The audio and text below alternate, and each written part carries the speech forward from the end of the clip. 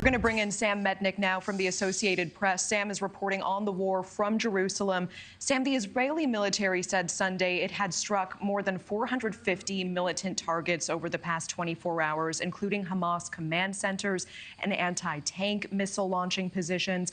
It said ground forces killed a number of Hamas militants as they exited one of their extensive networks of Gaza tunnels near a crossing. What can you tell us about Israel's ground invasion into Gaza right now and any early reports from the front lines?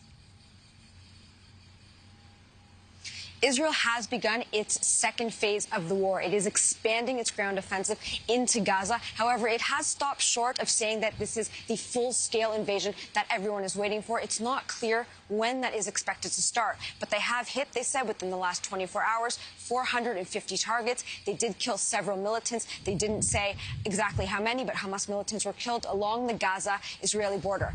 What Israel has said for the second phase is that their objectives are twofold: to eliminate Hamas, destroy them, and to take back their hostages. There are more than 220 hostages right now in Gaza. They were taken when Hamas attacked Israel on October 7th.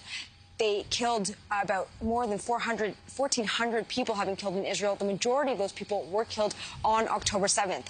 So right now, it's hard to say what the successes are during these early stages, but Israel is saying that it is slowly expanding its offensive and that in the days to come, they will tell us more about what their plans are. And Sam, meanwhile, we understand it is just a dire situation in Gaza. There are thousands of people ransacking warehouses. We're hearing for basic supplies like flour or hygiene products. What can you tell us about this?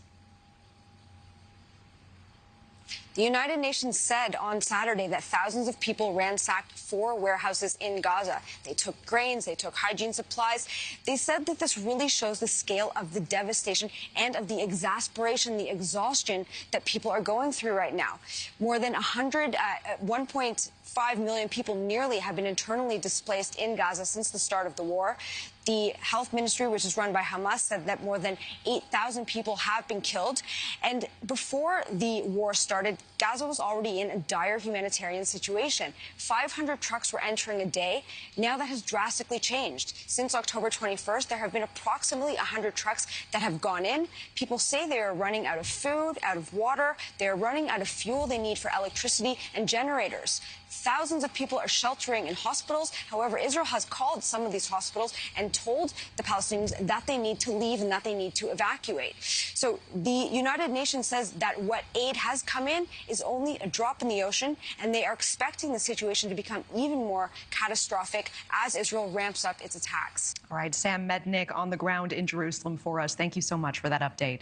Thank you for watching. Go to newsnationnow.com to find News Nation on your television provider. And don't forget to click the red subscribe button below to get more of News Nation's fact-driven, unbiased coverage.